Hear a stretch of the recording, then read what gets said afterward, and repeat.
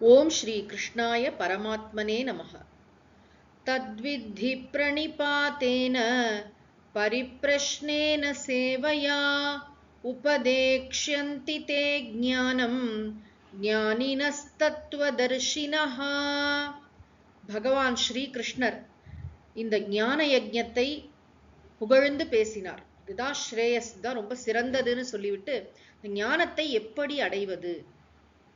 நிறைய பேர் ஞானம் அப்படிங்கிறது பகவான் கனவுல சொல்லுவார், இல்ல நம்மளை தேடி வருவார், அப்படின்லாம் பல விஷயங்களை நம்ம படிக்கிறோம். இது பகவத்கீதை நமக்கு ஒரு பெரிய பிரமாணம்னா இது ஒரு பெரிய அத்தாரிட்டி. இதுல இருந்து நம்ம இந்த விஷயத்தை நாம் தெரிந்து கொள்கிறோம். இது வேத விஷயம் தானே, பகவத்கீதையிலே சொல்லப்பட்டிருக்கு. பகவத்கீதை ஒரு ஸ்மிருதி நூல். அப்ப ஞானத்தை எப்படி அடையணும் அப்படின்னு கேட்டா, தத்வித்தி, தத்னா அதனை அறிந்து கொள். எதனை அறிந்து கொள்? இப்ப பகவான் சொன்ன அந்த ஞானத்தை புகழ்ந்து பேசினார் இல்லையா, அந்த ஞானத்தை. ஏன்னா அந்த ஞானத்துலதான் அனைத்து கர்மங்களும் ஒடுங்குகின்றன சொன்னார். கர்மங்கள் அவற்றின் பலன்கள்லாம் ஒடுங்குகின்றன சொன்னார் இல்லையா, அந்த ஞானம். தத் அதனை, அந்த ஞானத்தை, வித்தி அறிந்து கொள். எப்படி அறிஞ்சுக்கணும் அப்படின்னா, பிரணிபாத்தேன. பிரணிபாத்தனம் அப்படின்னு சொன்னா நமஸ்காரம் செய்தல், குருவை நாடி செல்லுதல். குரு அப்படிங்கிறவர் நம்முடைய ஆன்மீக வாழ்க்கையில ரொம்ப ரொம்ப முக்கியமான ஒரு இடத்தை வகிக்கிறார். குருவில்லாமல் ஞானம் இல்லை, ஞானம் இல்லாமல் மோட்சம் இல்லை. ஒரு புஸ்தகம் படிச்சு அதனால அது அவர் எனக்கு குரு, இவர் எனக்கு குரு அப்படின்னு நிறைய நம்ம சொல்லிக்கிறோம். மானச குரு அப்படின்லாம் சொல்றாங்க. அதெல்லாம் ஒரு இன்ஸ்பிரேஷன், ஒரு ஆசீர்வாதம் என்று எடுத்துக்கொள்ளலாமே தவிர, இந்த ஆத்ம ஞானத்தை பொறுத்த விஷயத்துல நமக்கு குருநாதர் ரொம்ப ரொம்ப அவசியம். ஒரு பர்சனா நமக்கு தேவை. இதை நம்ம ரொம்ப ஹானஸ்டா, ரொம்ப ஆப்ஜெக்டிவா இதை நம்ம ஒத்துக்கணும். என்ன அப்படின்னா, இப்போ உடல்நிலை சரியில்லைன்னா எப்படி உயிரோட இருக்கிற ஒரு டாக்டர்கிட்ட போய் நம்ம வைத்தியம் பார்த்துப்போமோ, அது மாதிரி இன்னைக்கு வாழற காலத்துல இருக்கிற ஒரு மகாத்மா, அந்த குரு எப்படி இருக்கணும்? நம்ம 2வது அத்தியாயத்திலே பார்த்தோம். ஸ்ரோத்ரியன் பிரம்மனிஷ்டன் என்று உபனிஷத் சொல்லும். நன்றாக சாஸ்திரங்களை படிச்சவர், இந்த மெய்ப்பொருள் தத்துவத்திலேயே ஊறி இருப்பவர், நிலைத்திருப்பவர், ஞானி. ஞானினா விஷயம் மட்டும் தெரிந்தவர் இல்ல, அதன் மயமாக இருப்பவர். இங்க தத்துவதர்ஷினக அப்படிங்கிற வார்த்தையை பகவான் சொல்கிறார். தத்துவதர்ஷிகள் அப்படின்னா, தத்துவம்னா உண்மை, எசன்ஸ் அர்த்தம். தத்துவம், தர்ஷினக உண்மையை நன்றாக உணர்ந்தவர்கள். அவங்க எப்படி உணர்ந்தாங்கன்னா, அவங்க குருட்ட படிச்சு உணர்ந்தாங்க. ஏவம் பரம்பரா பிராப்தம். இது குரு சிஷ்ய சம்வாத ரூபமாக வந்து கொண்டே இருக்கிறது. அவருக்கு அவர் குரு சொல்லி கொடுத்தார், அந்த குருக்கு அவரோட குரு சொல்லி கொடுத்தார். இப்படி அந்த தத்துவதர்ஷியான, உண்மையை நன்கு உணர்ந்த, புக்கை படிச்ச மந்திரத்துக்கு அர்த்தம் தெரியும், ஸ்லோகத்துக்கு அப்படி இல்லை, தானே மெய்ப்பொருள் என்பதை தெளிவாக உணர்ந்த, அந்த நிஷ்டையிலேயே நிலைத்திருக்கின்ற, எந்த விதமான எதிர்பார்ப்புகளும் இல்லாத, நிபந்தனைகளும் இல்லாத, மெய்ப்பொருள் மயமாகவே வாழ்கின்ற குரு. அப்படிப்பட்ட குரு தத்துவதர்ஷினா, அந்த ஞானிகள், அவர்கள்ட்ட போனோமா நம்ம அவர்களை நாடி செல்ல வேண்டும். என்ன பண்ணணும்? நமஸ்காரம் பண்ணணும். நிறைய பேருக்கு எனக்கு யார் குருனே தெரியலையே, எனக்கு எப்படி குரு கிடைப்பார் அப்படின்னா, சுவாமிஜி ரொம்ப அழகா சொல்வார். உண்மையிலே நமக்கு குரு வேணும் அப்படிங்கிற அந்த ஏக்கம் இருந்ததுன்னு சொன்னா, இறைவன் நிச்சயமாக அதை நிறைவேற்றி வைப்பார். மூர்த்தி தலம் தீர்த்தம் முறையாக தொடங்கினருக்கு ஓர் வார்த்தை சொல்ல சர்க்குருவும் வாய்க்கும் பராபரமே. தாயுமானவர். நம்ம கோவிலா போறோம், நிறைய தீர்த்தங்கள்ல நீராடுறோம், பகவானை போய் தரிசனம் பண்றோம். எதுக்காகனா, அதெல்லாம் நம்ம மன தூய்மையை வேண்டி, இறைவா எனக்கு ஞானம் வேண்டும், எனக்கு அதுக்கான சரியான குருவை எனக்கு காட்டுன்னு நம்ம பிரார்த்தனை பண்ணா, இறைவனே குருவாக வருவாராம். வார்த்தை சொல்ல சத்குருவும் வாய்க்கும். நம்முடைய ஸ்ரத்தா என்னன்னா, நம்ம குரு சாதாரண மனிதர் அல்ல, இறைவன் தான் நம்மள குரு வடிவத்துல வந்திருக்கார் அப்படின்னு பரமஸ்ரத்தையோட அவர் சொல்லி கொடுக்குற விஷயங்களை நம்ம புரிஞ்சுக்கிறோம். ஏன்னா நமக்கு புரியாத விஷயங்களை அவர் சொல்றார். இனிஷியலா புரியலனா கூட அவர் சொல்றது பொய் இல்ல அப்படிங்கிற ஸ்ரத்தா, அந்த நம்பிக்கை வேண்டும் நமக்கு. ஆக அப்படிப்பட்ட நம்பிக்கையோட நம்ம குரு கிட்ட போனோம். அப்படிப்பட்ட குரு நமக்கு கிடைக்கணும். குருமார்கள்லயே பல விதம் உண்டு. இப்ப எனக்கு இவர் தான் இசை பாட்டுக்கு இவர் தான் குரு, டான்ஸுக்கு அவர் குரு, ஓவியம் வரையறதுக்கு இவர் குரு, ஸ்கூல்ல இவங்க குரு. குருங்கிற வார்த்தை, குருனா கூன்னு சொன்னா அறியாமை, ரூனா அதை நீக்குபவர், அறியாமையை நீக்குபவர். சாதாரணமா குருனா அறியாமையை நீக்குபவர். இந்த இடத்துல தத்துவதர்ஷியான குருட்ட போகணும். அதாவது யாருக்கு இந்த சாஸ்திரம், வேதாந்த சாஸ்திரம் நன்றாக தெரியுமோ, இதில் ஆழமான நிஷ்டை இருக்கிறதோ, அவர்கள் வாழ்க்கையே அப்படி இருக்கோ, அப்படிப்பட்ட குருவிடம் நாம் செல்ல வேண்டும். அது ரொம்ப முக்கியம். மந்திரம் சொல்லி தரவங்களை கூட குருன்னு சொல்லுவோம். மந்திர தீட்சை தரவங்க குரு, துறவர தீட்சை தரவங்க. இங்க வந்து ரொம்ப முக்கியமா இந்த சாஸ்திரத்தை உபதேசிக்கின்ற குருமார்கள், அப்படிப்பட்ட குருமார்களை நிச்சயமாக பகவான் நமக்கு அருள்வார். அதுல எந்த சந்தேகமும் வேண்டாம். வேற எந்த பிரார்த்தனை நிறைவேறுதோ நிறைவேறையோ இது கண்டிப்பாக நிறைவேறும். இறைவன் பொறுப்பு. ஏன்னா நமக்கு உண்மையான ஏக்கம் இருக்கு, உண்மையை அறிந்து கொள்ள வேண்டும். அதுக்கு என்ன பேரு? ஜிக்ஞாசா. இந்த உலகத்தோட உண்மை என்ன? நான் ஏன் இப்படி திண்டாடுறேன்? நான் ஏன் இப்படி கஷ்டப்படுறேன்? நான் உண்மையிலே யாரு?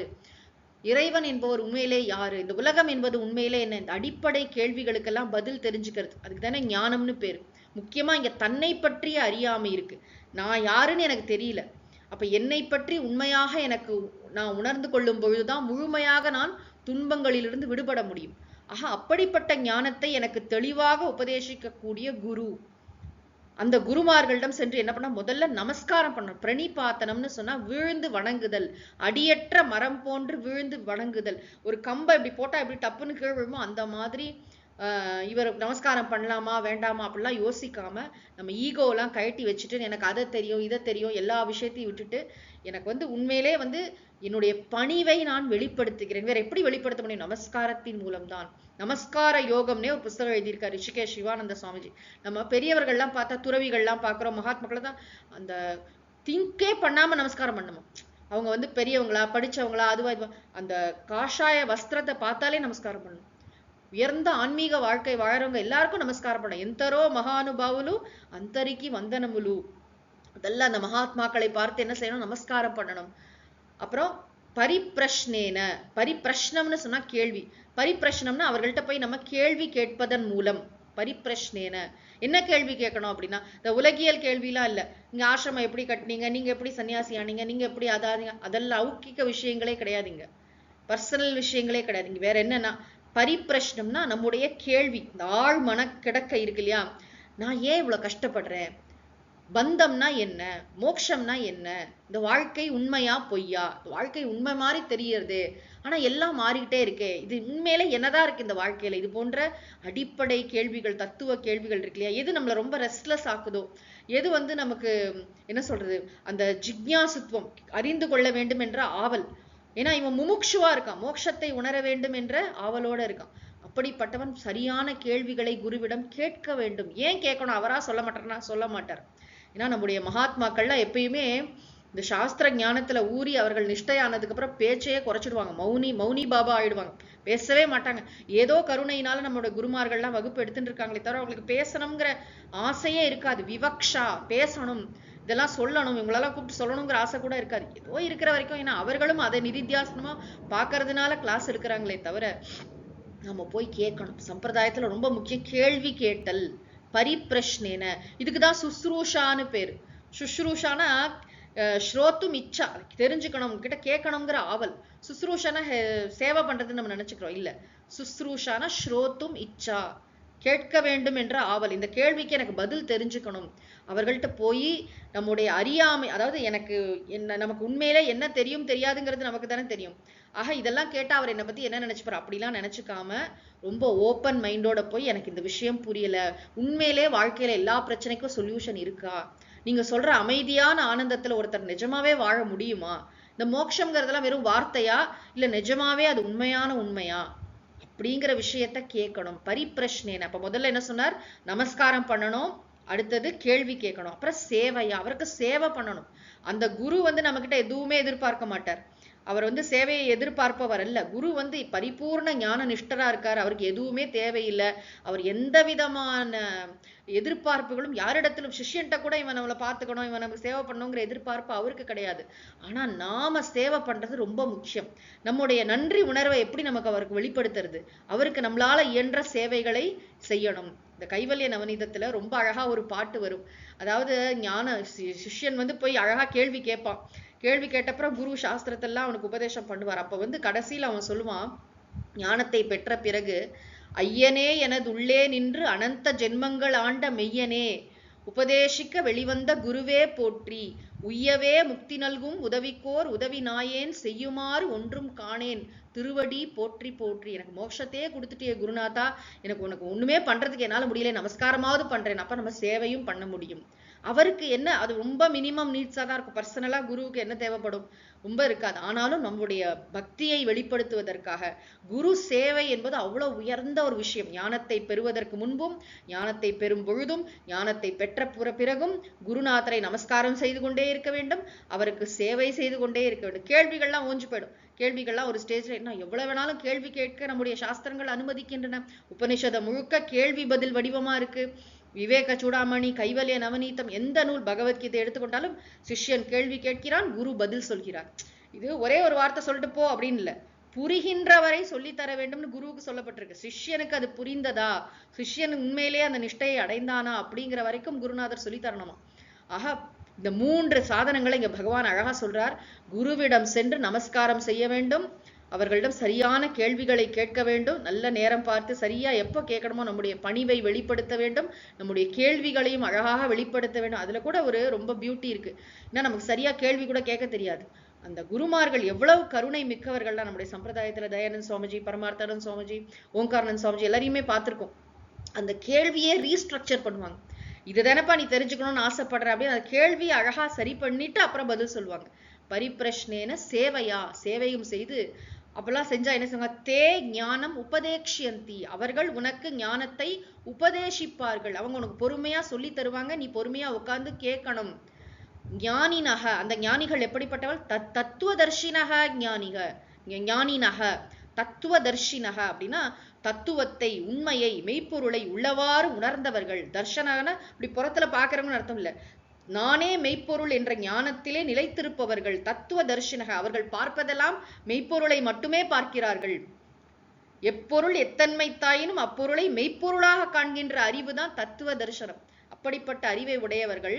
தத்துவ தர்ஷினக ஞானினக தே ஞானம் உபதேக்ஷியந்தி, அவர்கள் உனக்கு ஞானத்தை அருள்வார்கள். எந்த ஞானத்தை தருவார்கள்னா நம்முடைய அறியாமையை நீக்குவார்கள்.